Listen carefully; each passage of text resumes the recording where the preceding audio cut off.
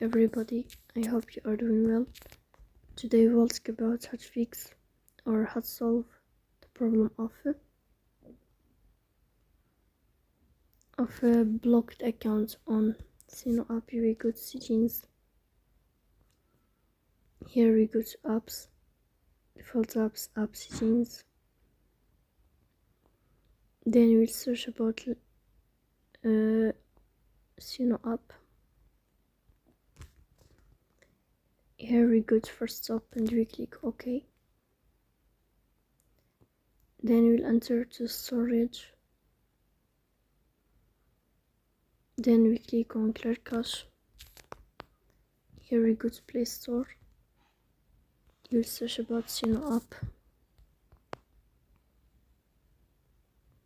And then we'll update your app if you find updates. So please don't forget to support us.